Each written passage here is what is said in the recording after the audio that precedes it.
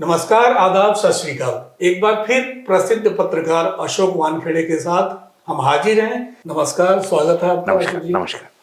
सबसे पहले हम उत्तराखंड के हल्द्वानी चलते हैं, जहां खबर मिली कि उपद्रवियों ने वन भूलपुरा थाने में आग लगा दी। जबरदस्त आगजनी में दर्जनों वाहन जला डाले गए हैं। पुलिसकर्मियों ने किसी तरह थाने से भागकर जान बचाई, ये भी खबर मिली है। और साथ साथ ये कि हल्द्वानी हिंसा में 6 की मौत हुई है और 300 से अधिक लोग घायल हुए हैं, जहां कर्फ्यू लगा हुआ है और इंटरनेट ठप है। यानी कोई सूचना नहीं हमारे पास कि हो क्या रहा है इनसाइड। शुक्रवार को यानी आज नैनीताल की डीएम वंदना सिंह ने प्रेस कॉन्फ्रेंस करके जानकारी दी कि हाईकोर्ट के आदेश के बाद हल्द्वानी में जगह जगह अतिक्रमण के खिलाफ कार्रवाई की गई। सभी को नोटिस और सुनवाई के अवसर दिए गए थे। कुछ ने हाईकोर्ट का दरवाजा खटखटाया तो कुछ को समय दिया गया, जबकि कुछ को समय नहीं दिया गया। जहां समय नहीं दिया गया वहां पीडब्ल्यूडी और नगर निगम की ओर से डिमोलिशन अभियान चलाया गया था, यह डीएम का कहना था। और लोकल लोग इससे ठीक उलट बता रहे हैं। मलिक का बगीचा में बने मदरसे और धर्म स्थल को तोड़ने के लिए नगर निगम प्रशासन और पुलिस की टीम क्षेत्र में बिना हवाई सर्वे के ही घुस गई। बीते 4 फरवरी को विरोध के बावजूद पुलिस प्रशासन और नगर निगम की टीम ने मामले को हल्के में लिया। कई मौकों पर ड्रोन से निगरानी करने वाले पुलिस प्रशासन कार्रवाई से पहले हवाई सर्वे तक नहीं करा पाया। मलिक का बगीचा और अच्छन का बगीचा क्षेत्र में निर्माण हटाने वाले नोटिस पर रोक के वास्ते उत्तराखंड हाईकोर्ट में सुनवाई 14 फरवरी को होनी है। और अब उससे पहले शासन का हरकत में आना कई सवाल खड़े करता है।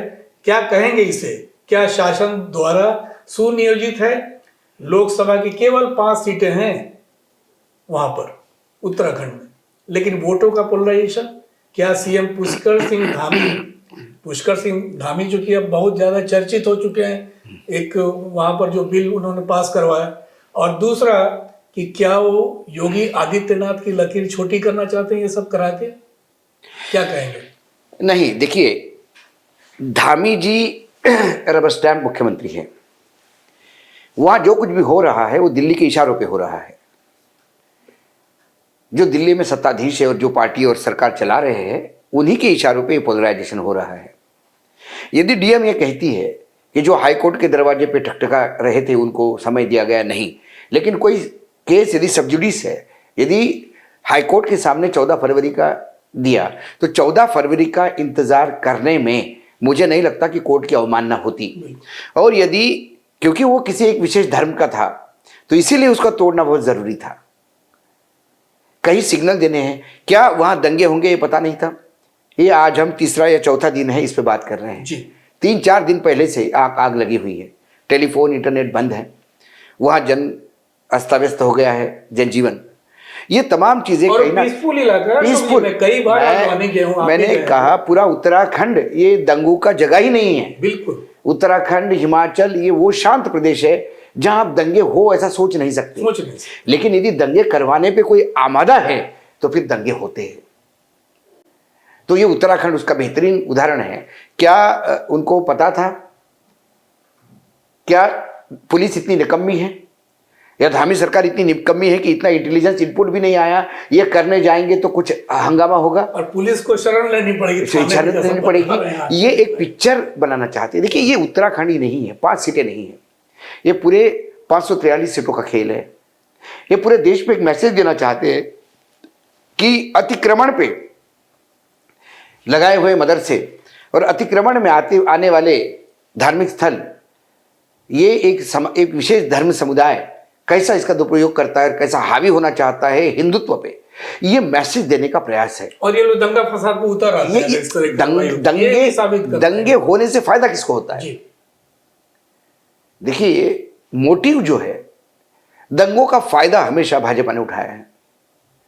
दंगों के फायदे से हमेशा सारे हिंदुओं को एक छाते में लाने के लिए प्रयासरत रहते हैं। फिर वो पश्चिमी उत्तर प्रदेश में हो या कहीं भी हो, इनके नेताओं की भाषा देखिए, वो दंगों के लिए बिल्कुल उस्काने वाली होती है। तो ये एक सिस्टमैटिक तरीके से 2024 के चुनाव की तैयारी है। यही काम नहीं तो यही बुलडोजर उत्तर प्रदेश में भी चले, वहां तो दंगे नहीं हुए। बिल्कुल। उत्तराखंड में दंगे कैसे हो गए, जहां दंगों का इतिहास ही नहीं, वहां दंगे होते नहीं, करवाए जाते हैं। अशोक जी, जिस बागीचे की बात डीएम कह रहे हैं या और भी प्रशासन को या कोर्ट में भी है, उस बागीचे का एक तो छोटा सा उदाहरण है, लेकिन मैं एक सवाल पूछ रहा हूँ, देशव्यापी सवाल है, और जगह जो जगह अगर सरकारी भूमि है और वहाँ कोई अतिक्रमण नहीं हो सकता है, अतिक्रमण होने दिया जाता है, वहाँ लोग घर बना लेते हैं, मदरसे, धर्मस्थल, पूजा स्थल, मंदिर वंदिर सब कुछ बन जाता है। कुछ वर्षों के बाद अचानक शासन की नींद खुलती करे, यहाँ से हटाओ लोगों को। पहले जिसने बसने दिया, जिस शासन के तहत जो भी पालिका का प्रमुख रहा हो या जो भी डीएम रहा उस समय, तो उनपे कोई कार्रवाई नहीं होती है।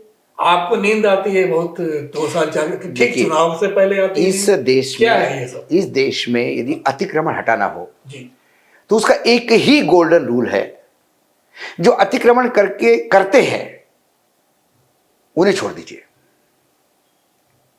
जिनके निगरानी में अतिक्रमण हुआ उनसे वसूलिए, उनका पेंशन रोको आप, उनको सस्पेंड सस्पेंड करिए, करो। जेल में डालिए आप। बिल्कुल। जिस दिन 2 डीएम जेल में चले जाएंगे अतिक्रमण होने देने पर, मैं आपको बता दूं, किसी ने रात को डीएम को फोन करके बोला कि यहाँ एक झोपड़ा तन रहा है, रात को 3 बजे डीएम उठ के आएंगे झोपड़े को हटाने के लिए और लगातार ड्रोन से सर्वे करेंगे कि कहाँ अतिक्रमण हो रहा है, निगरानी रखो। पुलिस स्टेशन सस्पेंड हो जाएंगे, पुलिसों पे एक्शन होगी कि आपके यहाँ तो ये प्रशासन, सरकार, देखिए राजनीतिक पार्टियां बदनाम होती है।